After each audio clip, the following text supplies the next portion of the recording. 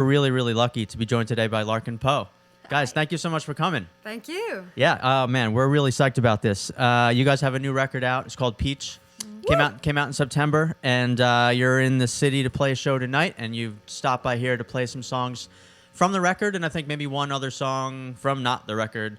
But let's start with Peach. Tell me a little bit about the first song you're going to do for us today. We want to play for you a song off the record. It's called Preachin' Blues, and it was actually written by Son House. And we took it and twisted it into Larkin Poe fashion on the record, and we'd like to play it for you now. Great. All right. Preachin' Blues. 1, 2, 3.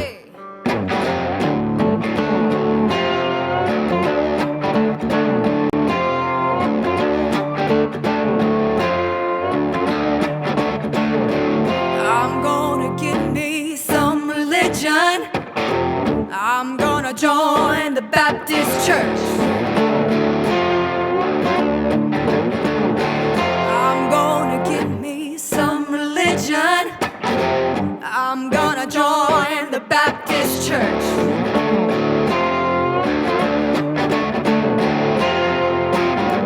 Gonna be a preacher, hey, so I don't have to work.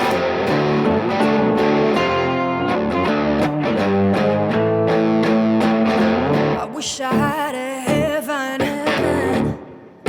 a heaven of my own.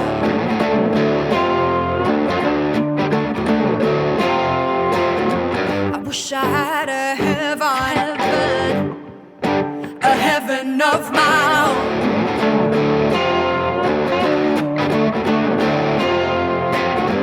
Give all of my women, yeah, a long and happy home.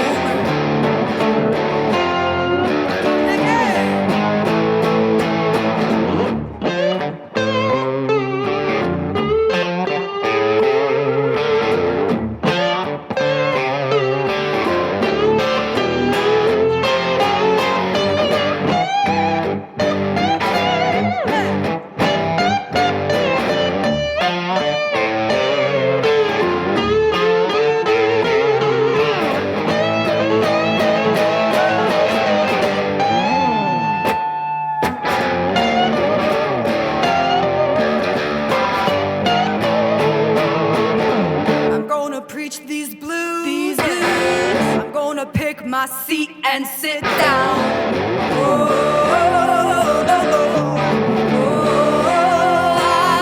I'm gonna preach these blues. I'm gonna pick my seat and sit down.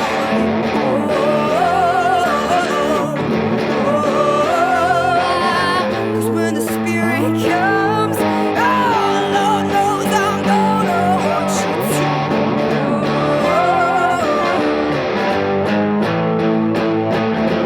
Grabbed up my suitcase and took off down the road.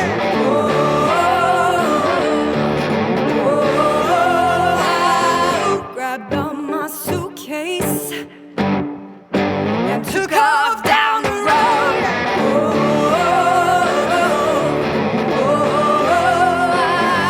I said farewell, my church. May the good Lord bless your soul, yeah. Bless your soul. Bless your soul. Bless your soul.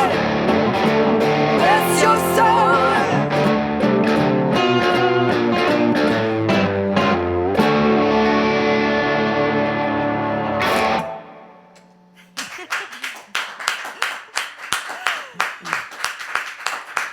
Yeah. Guys, thank you so much.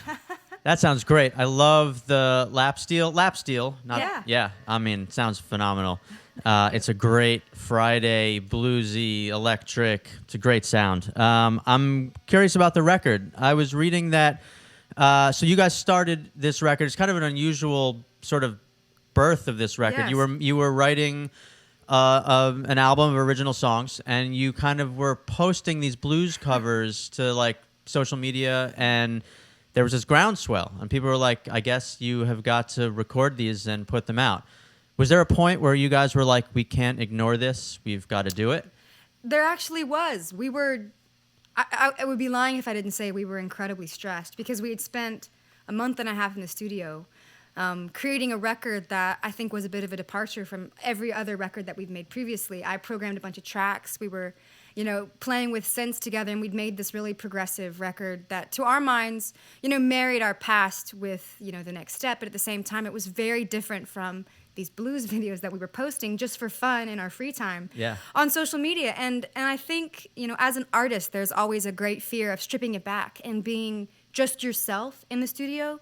There's such a great temptation 9 times out of 10 to want to overproduce. Yeah. And I think that's a complaint that a lot of fans for a lot of bands could, wage. So for us, it was a really emotional moment when we were we had a sleepless night and we were sitting together in Megan's living room and just deciding that we wanted to put a hold on this record that we had made and instead, respond to this groundswell, as you say, from fans and release a record that was more stripped back. Really, it gave us the confidence to do that, to just go in, the two of us. The whole record is just made by us. We played every sound on the record, and self-produced.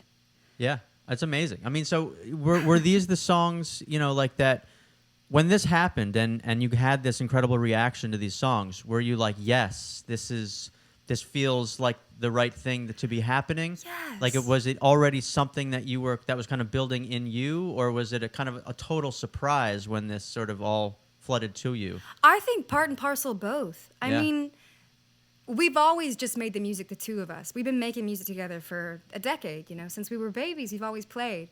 And so to be able to bring that, I think, to the fore with this record, it felt very natural. Yeah. Because it's just what we do. But at the same time, it was also a surprise to have a reaction from people and to feel moved to respond. Because so often, we record and we create into a void. It's just you in your bedroom. And to be able to have feedback from the people who are supporting you and listening to what it is that you're making, it was really empowering and exciting to feel like we were doing something in tandem with a group of people greater than just ourselves. Yeah, cool. So you're going to do a few more from the record for us today. Is this next one also from Peach? It is, and this is actually one of the originals, because we couldn't not make a record without our originals. Like, songwriting is such a huge part of what we do. And this is one that, I wrote, again, on another bad day. I feel like music for me oftentimes is channeling out negative energy, trying to create and be like, oh my God, just let it go, put it in the song and move on. And so this was one of those moments that we recorded for the record. And we're going to trigger some tracks with it, which is really exciting because, again, we wanted to support the fact that I've been so obsessed with beat making lately. So we're going to include that in today's performance. Nice. Let's do it. This is called Look Away. Look away,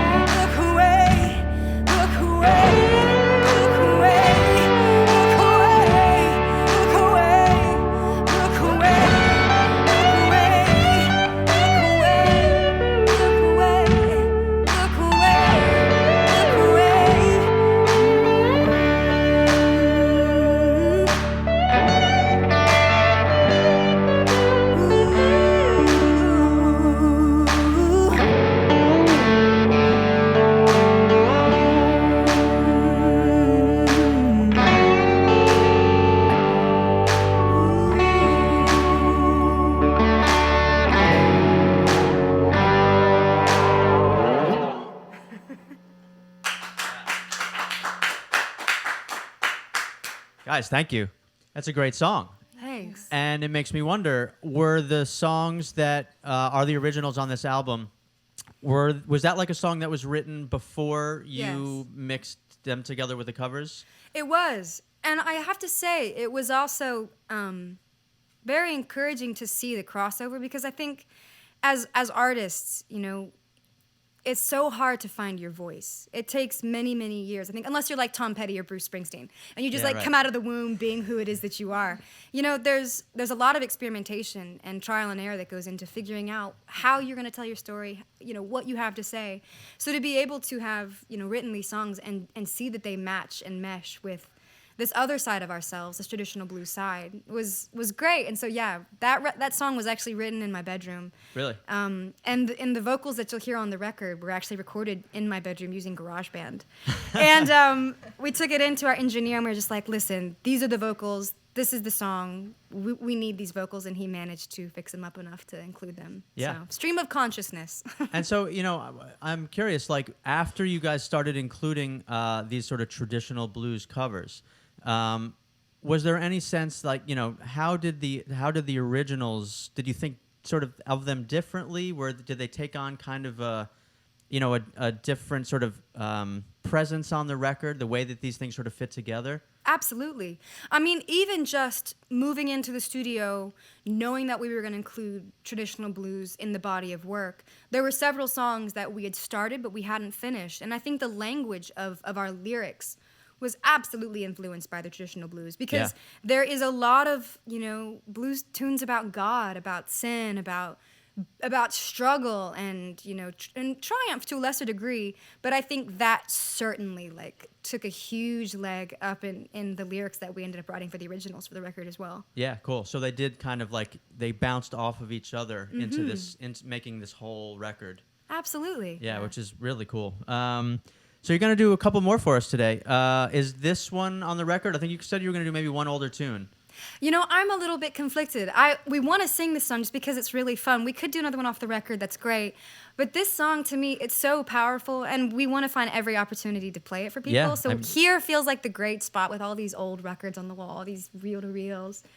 We recorded this song, and it's not released anywhere, but we wrote and recorded it in about 4 hours with some guys out in Los Angeles in an analog studio, and it was our very first time ever cutting anything directly to tape. Yeah. And it was so exciting to have done that, because the pressure and the adrenaline of really getting only a shot to do it lent, I think, a lot of energy to this tune, and it's one of our favorites. It's called Might As Well Be Me. Cool.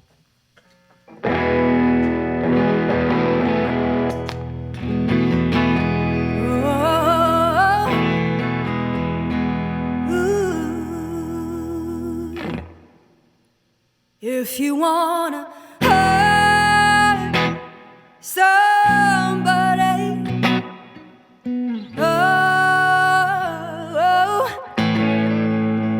might as well be me. Yeah, if you wanna do somebody wrong,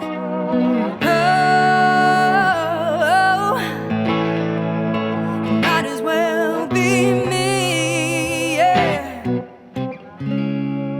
I've been there for you, baby, all along.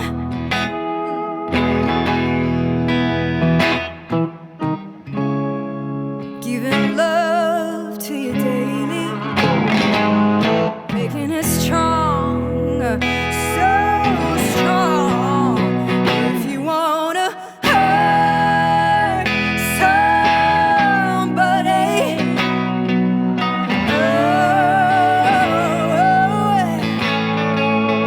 might as well be me. If you wanna do somebody wrong,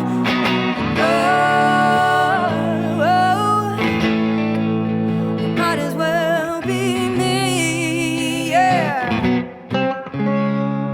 Trouble weighs on you lately. It's there in your eyes.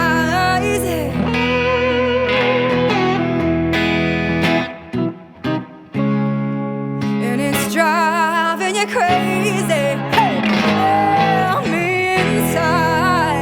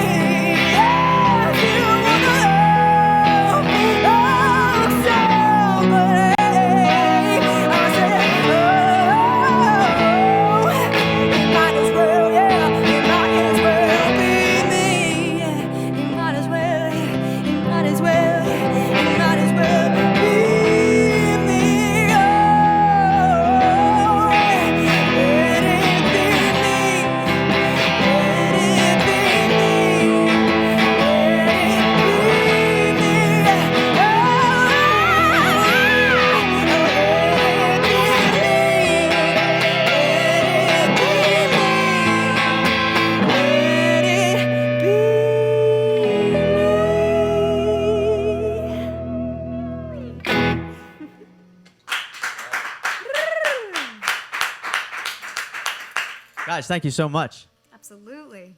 You can really hear, the Delta and that great blues tradition in all of these songs. I'm sure the lap steel has a lot to do with that, but also, I don't know, the vocals and the subject matter. Was that the music that you guys, so you guys are sisters, for those who don't know, you obviously grew up together. Mm-hmm. Was this the music that you were raised on, Son House and Robert Johnson, or you came to that later? We came to it later, but we grew up playing classical music as little kids. I was about 3 and Megan was 4. And our mother played us a lot of Bach, and we were in the car with the little baby Bach tapes, and Mozart and Vivaldi. And meanwhile, our dad, we were riding around in the minivan, and he was spinning classic rock records. Yeah. So we got a lot of the Ram Jam and like the Rolling Allman Stones. Brothers. Allman Brothers. And we were born in Tennessee and raised in Georgia, so I think it kind of seeped in. It certainly seeped in, and even more so because in our teens, we dropped classical completely and became hardcore bluegrass players. I mean, like, to this day, mandolin is my heart and my soul. We play banjo. We actually got to play some banjo on the record, which is cool to bring that back. Yeah. And that's when Megan picked up the slide. Was it an easy transition? Banjo, mandolin, I mean, these are different stringed instruments. To learn these kinds of instruments?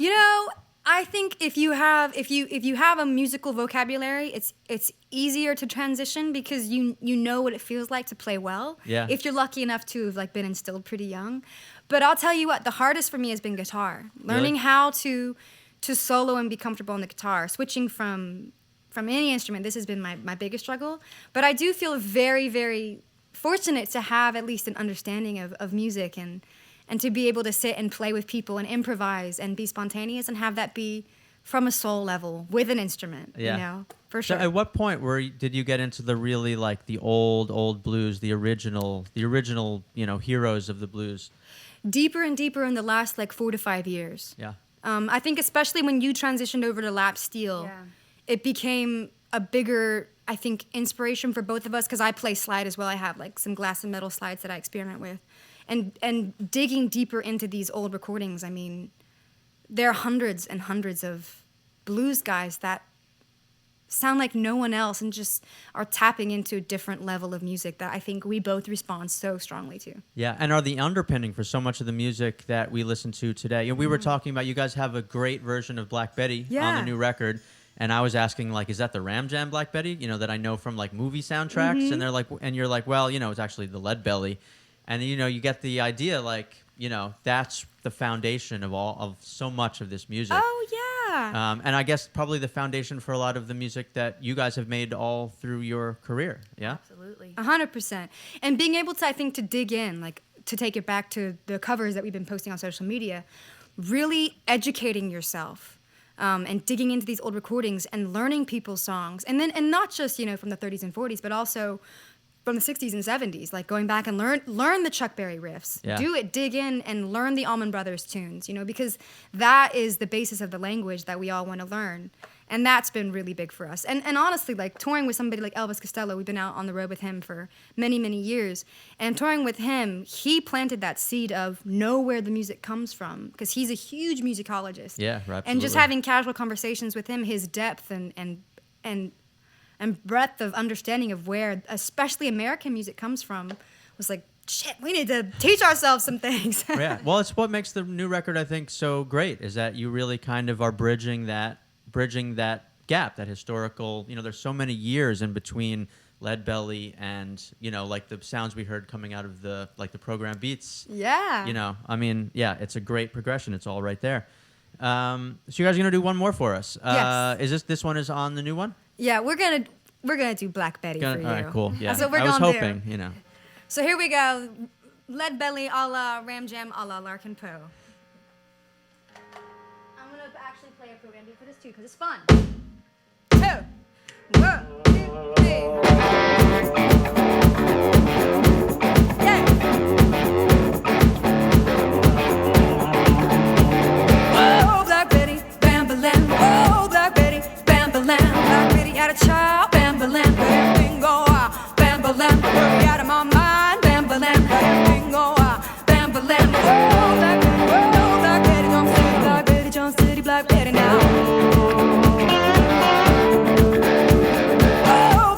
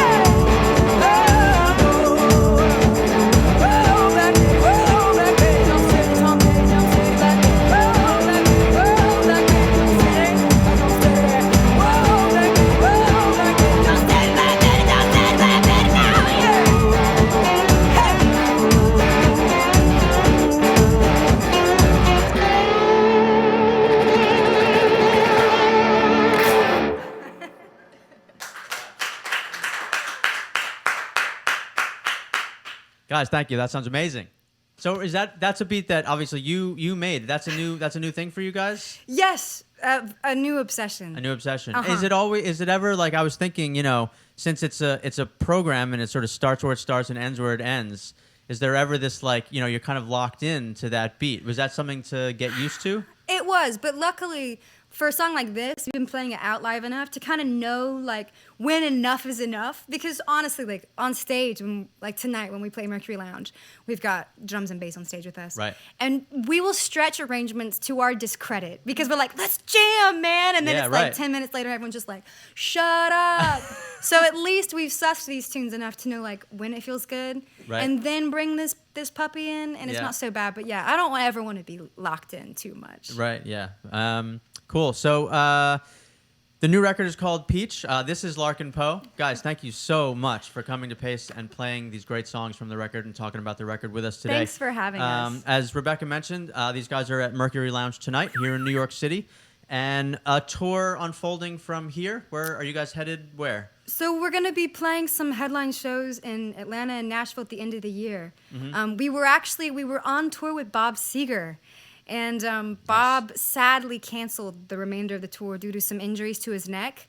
So our touring for the fall and winter kind of like, poof, went away. But we will be touring very, very heavily in the new year, and we would love for people to come out and see us, because that's, supporting live music. That's where it's at. That's where it's at. So go see these guys tonight at the Mercury Lounge, and larkinpoe.com is where you will find tour dates when they arrive. And you can hear music there and also pick up Peach. And that's my spiel. Guys, thank you so much Thank you for coming to the Paste Studio and playing these great songs for us today. And please come back anytime and play for us again. We would love to. All right.